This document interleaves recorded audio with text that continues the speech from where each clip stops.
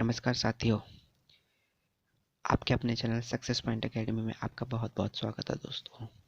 दोस्तों जैसा कि हमने आपके साथ वादा किया था, हम आपकी रीट की तैयारी कराएंगे। तो लीजिए, हम रीट के लिए कुछ स्पेशल साइकोलॉजी के क्वेश्चंस लेकर आए हैं और जो एग्ज़ाम्स में पूछे ही जाते हैं, घुमा फिरा के आपके एग्ज़ाम्स में पूछे ही जाते हैं दोस्तों।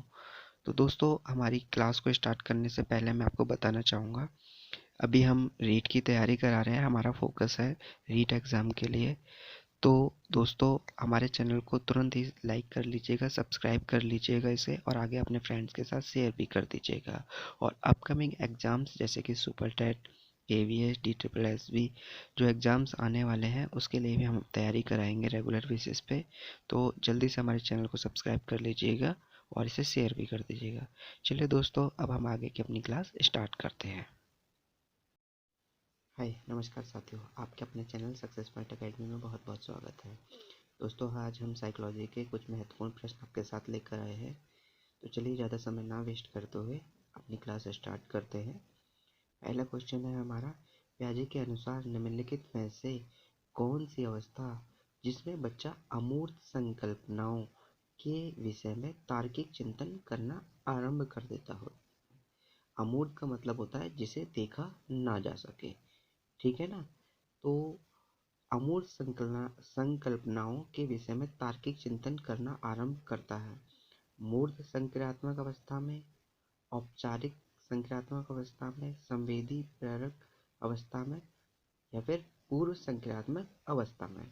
तो दोस्तों, इसका जो आंसर होगा वो होगा आपका ऑप्शन नंबर बी, यानी कि औपचारिक संक्रियात्मक अवस्था। औपचारिक संक्रियात्मक अवस्था वह अवस्था होती है दोस्तों, जिसमें बच्चा क्या है, अमूर्त संकल्पनाओं के विषय में भी तार्किक चिंतन करना प्रारंभ कर देता है। यानी कि जो वस्तुएं वह नहीं देखता है, उनके बारे में भी वह सोचना प्रारंभ कर देता है।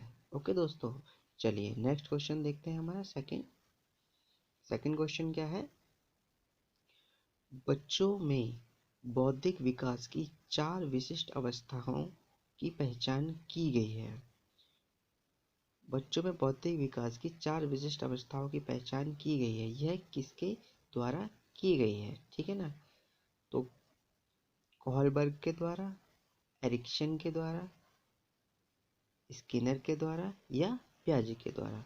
तो दोस्तों, बच्चों के बौद्धिक विकास की 4 विशिष्ट अवस्थाओं की पहचान की गई है। वो की गई है दोस्तों आपके पियाजे द्वारा। ओके दोस्तों, आपका जो राइट आंसर होगा वो होगा आपका पियाजे, ऑप्शन नंबर डी। चलिए नेक्स्ट देख लेते हैं, नेक्स्ट क्वेश्चन क्या रहेगा। नेक्स्ट क्वेश्चन है, विकास कभी ना समाप्त होने वाली प्रक्रिया है। यह विचार किससे संबंधित है। अंतः संबंध का सिद्धांत, निरंतरता का सिद्धांत, एकीकरण का सिद्धांत, या अंतः क्रिया का सिद्धांत। विकास कभी ना समाप्त होने वाली प्रक्रिया, यानी कि निरंतर चलने वाली प्रक्रिया। यानी कि इसका जो आंसर होगा वो क्या होगा, विकास क्या है दोस्तों, एक निरंतरता का सिद्धांत है, निरंतर चलने वाली प्रक्रिया है। यानी कौन सा सिद्धांत है, निरंतरता का सिद्धांत है दोस्तों, यानी कि ऑप्शन नंबर इसका बी। चलिए नेक्स्ट क्वेश्चन देखते हैं। वह अवस्था जब बच्चा तार्किक रूप से वस्तुओं व घटनाओं के विषय में चिंतन आरंभ कर देता है। वह अवस्था जब बच्चा तार्किक रूप से वस्तुओं व घटनाओं के विषय में चिंतन आरंभ कर देता है। संवेदी प्रेरक अवस्था, औपचारिक संक्रियात्मक अवस्था, पूर्व संक्रियात्मक अवस्था, या मूर्त संक्रियात्मक अवस्था। वह अवस्था जब बच्चा तार्किक रूप से वस्तु व घटनाओं में चिंतन आरंभ कर देता है। तो वो क्या होगा दोस्तों, देखिए इससे पहले जो आपने क्वेश्चन देखा था वो था अमूर्त, क्या क्वेश्चन था आपका, ये था आपका जब बच्चा क्या है, अमूर्त संकल्पनाओं में के विषय में तार्किक चिंतन आरंभ कर देता है। तो इसका आंसर क्या था, औपचारिक संक्रियात्मक अवस्था, ठीक है। अब यहाँ पे क्वेश्चन में क्या पूछा गया है, वह अवस्था जब बच्चा तार्किक रूप से वस्तुओं को, घटनाओं के विषय में चिंतन प्रारंभ कर देता है। तो इसमें आपका क्या आंसर होगा दोस्तों, इसमें आपका आंसर होगा अमूर्त की जो है नहीं, इसमें आपका आंसर होगा मूर्त संक्रियात्मक अवस्था। यानी कि बच्चा क्या है, मूर्त चीज़ों को देखकर तार्किक करना शुरू कर देता है, यानी वस्तु और घटनाओं के विषय में चिंतन प्रारंभ कर देता है दोस्तों। ठीक है, तो इसका जो आपका राइट आंसर होगा वो होगा मूर्त संक्रियात्मक अवस्था। ठीक है, चलिए नेक्स्ट क्वेश्चन देख लेते हैं। निम्न कक्षाओं में खेल विधि आधारित है। शारीरिक शिक्षा कार्यान्वयन के सिद्धांत पर, शिक्षण की विधियों पर आधारित है, विकास एवं वृद्धि के मनोवैज्ञानिक सिद्धांत पर, शिक्षण के सामाजिक सिद्धांतों पर। तो दोस्तों कक्षाओं में खेल विधि जो आधारित होती है वो विकास और वृद्धि के मनोवैज्ञानिक सिद्धांत पर आधारित होती है। किस पर आधारित होती है? कक्षाओं में खेल विधि आधारित होती है विकास और वृद्धि के मनोवैज्ञानिक सिद्धांत पर। ठीक है, चलिए नेक्स्ट क्वेश्चन देख लेते हैं। निम्नलिखित में से किस अवस्था में बच्चे अपने समवयस्क समूह के सक्रिय सदस्य हो जाते हैं? तो यानी कि बच्चे फ्रेंड वगैरह बनाना जो प्रारंभ कर देते हैं, समवयस्क समूह के सक्रिय सदस्य हो जाते हैं। वो कौन सी अवस्था होती है? अवस्था के बारे में पूछा गया है। किशोर अवस्था, प्रौढ़ अवस्था, पूर्व बाल अवस्था या बाल्य अवस्था। तो दोस्तों किशोर अवस्था में क्या है, बच्चे होते हैं वह अपने समवयस्क समूह के सक्रिय सदस्य हो जाते हैं। तो इसका जो आपका आंसर होगा वो होगा किशोर अवस्था। ठीक है, चलिए नेक्स्ट देखते हैं क्वेश्चन। नेक्स्ट क्वेश्चन क्या है हमारे लिए? बच्चे के संज्ञानात्मक विकास को सबसे अच्छे तरीके से कहाँ परिभाषित किया जा सकता है? खेल के मैदान में, विद्यालय व कक्ष में, या फिर गृह में, या ऑडिटोरियम में? तो दोस्तों इसका जो राइट आंसर होगा, बच्चे के संज्ञानात्मक विकास का सबसे अच्छा जो तरीका होता है वो होता है एक विद्यालय एवं या फिर विद्यालय कक्ष में। उस बच्चे के संज्ञानात्मक विकास को अच्छे तरीके से परिभाषित किया जा सकता है। तो इसका जो आंसर होगा विद्यालय एवं कक्षा कक्ष में। ओके, चलिए नेक्स्ट देखते हैं। निम्न में से कौन पियाजे के अनुसार बौद्धिक विकास का निर्धारक तत्व नहीं है?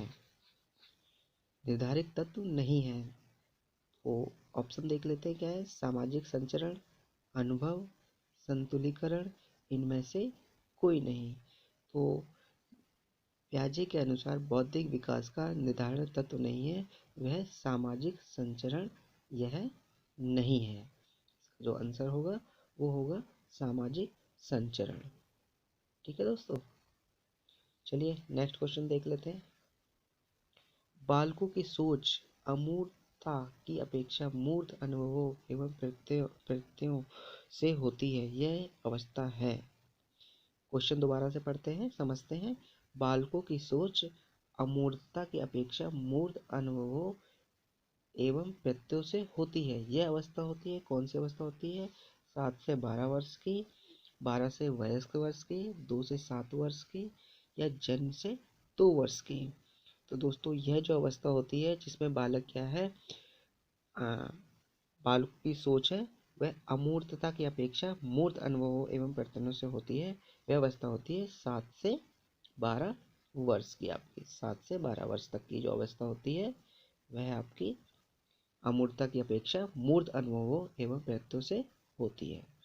ठीक है, चलिए अगला क्वेश्चन देखते हैं।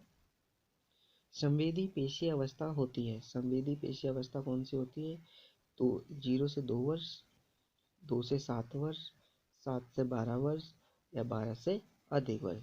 सबसे पहले समझते हैं संवेदी पेशीय अवस्था होती है। संवेदी पेशीय अवस्था जिसमें बच्चा आपका ब्रीथ फीडिंग वगैरह करता है, अंगूठा चूसता है, ये सारी चीज़ें, ये सारी जो अवस्थाएं आती हैं, क्रियाएं आती हैं, वो संवेदी पेशीय अवस्था में आती हैं। और वो अवस्था कब होती है दोस्तों? 0 से 2 वर्ष तक की। ठीक है ना, तो इसका जो आंसर होगा 0 से 2 वर्ष। चलिए नेक्स्ट क्वेश्चन देखते हैं। नेक्स्ट क्वेश्चन है, एक 13 वर्षीय बालक बात बात में अपने बड़ों से झगड़ता यानी कि झगड़ा करने लगता है और हमेशा स्वयं को सही साबित करने की कोशिश करता है, वह विकास की कौन सी अवस्था है? ये कौन सी अवस्था है? किशोर अवस्था, प्रारंभिक बाल्यावस्था, युवा अवस्था, या बाल्यावस्था। तो दोस्तों यह जो होती है यह होती है किशोर अवस्था। किशोर अवस्था में क्या होता है, किशोर अवस्था में बालक क्या करता है, मतलब अपनी बातों को सामने रखता है कि मैं ठीक हूँ, और बात बात पे आपसे आर्गूमेंट करेगा कि नहीं ऐसी बात नहीं, ये बात ठीक है। तो किशोर अवस्था में बच्चा इस तरीके की आपको ये हरकत करना चालू कर देता है। ठीक है, चलिए नेक्स्ट देखते हैं क्वेश्चन क्या है। निम्न में से क्या बच्चों के सृजनात्मकता के विकास में सहायक नहीं है? खेल, भाषण, कहानी लेखन, निर्माण संबंधी क्रियाएं। निम्न में से क्या बच्चों के सृजनात्मकता में के विकास में सहायक नहीं है? तो क्या सहायक नहीं है? खेल सहायक है आपका, भाषण भी सहायक है क्रिएटिविटी में, और कहानी लेखन भी शामिल है। शामिल क्या नहीं है? निर्माण संबंधी क्रियाएं हैं वो आपका शामिल नहीं होंगी। सृजनात्मकता का मतलब होता है क्रिएटिविटी, बच्चा क्रिएटिविटी करता है। भाषण, कहानी लेखन, निर्माण संबंधी, इन सब में हाँ, खेल में आपका करेगा, निर्माण संबंधी में आपका नहीं करेगा।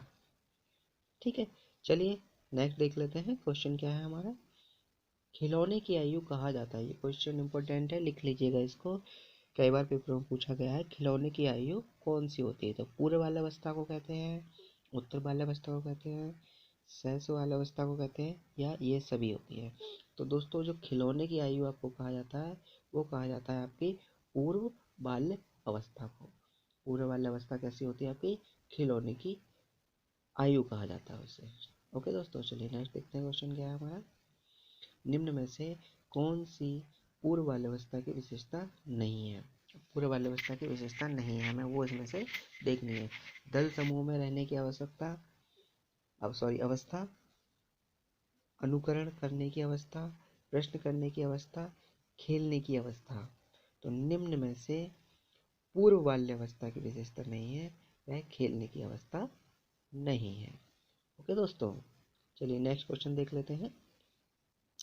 उत्तर बाल्यावस्था में बालक भौतिक वस्तुओं के किस आवश्यक तत्व में परिवर्तन समझने लगता है? उत्तर बाल्यावस्था में बालक भौतिक वस्तुओं के किस आवश्यक तत्व में परिवर्तन समझने लगता है? कौन सी अवस्था? बाल्यावस्था में। तो द्रव्यमान, द्रव्यमान और संख्या, संख्या, द्रव्यमान, संख्या और क्षेत्र।